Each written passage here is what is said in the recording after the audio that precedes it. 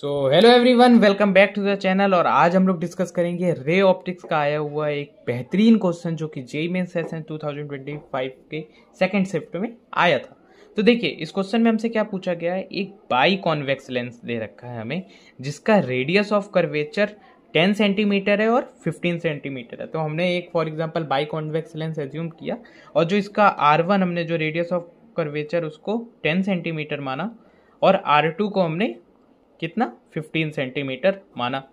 अब अगर इसका फोकल लेंथ जो लेंस का है वो 12 सेंटीमीटर है तो हमसे refractive index of the lens पूछा है। तो देखिए, इसमें इस क्वेश्चन में कौन सा फॉर्मूला यूज होगा, इसमें लेंस मेकर फॉर्मूला का हम लोग अप्लाई करेंगे।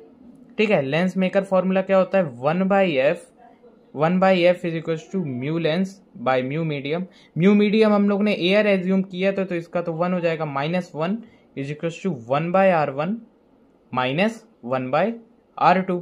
अब इसी चीज को हम लोग पुट करेंगे, f को हम लोग क्या पुट करेंगे 12 सेंटीमीटर और म्यू लेंस हमें फाइंड करना है, -1 is equal to 1/r1। r1 हमारा कितना है 10 सेंटीमीटर माइनस, अब देखिए R2 अगर हम लोगों ने इस साइड को पॉजिटिव एज्यूम किया है तो इसको हम लोगों को निगेटिव एज्यूम करना पड़ेगा, तो फिर -1/15 सेंटीमीटर। देखिए याद रखिएगा, ये आप खाली 1/10 -1/15 मत करिएगा। जब इसको हम लोग ने पॉजिटिव एज्यूम किया है, इसको एक प्रिंसिपल एक्सिस मानते हुए, तो इसको हम लोगों को निगेटिव एज्यूम करना पड़ेगा।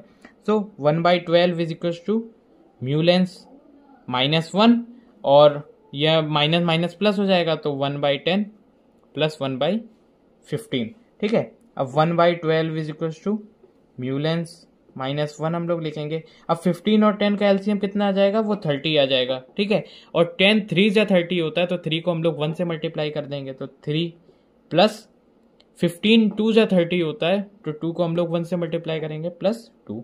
ठीक है, so 1/12 is equal to mu lens -1 और 3 + 2 यानी 5/30। अब 5 1 जा 5 5 6 जा 30 होता है। ठीक है, तो 1/12 is equal to mu lens -1 into 1/6 और 1/6 और 1/12 यानी 6 से 2 गया, 6 2 12 होता है तो 1/2 जो आपका हो जाएगा वो म्यू लेंस -1 हो जाएगा। याद रखिएगा -1। अब ये -1 को हम लोग इधर भेजेंगे तो ये ऐड हो जाएगा, तो म्यू लेंस आपका क्या हो जाएगा 1/2 + 1, तो 1/2 यानी 0.5 + 1 यानी 1.5 हो जाएगा। 1.5 को हम लोग 3/2 भी रिप्रेजेंट कर सकते हैं। सो 3/2 would be the right answer and that is option number 1.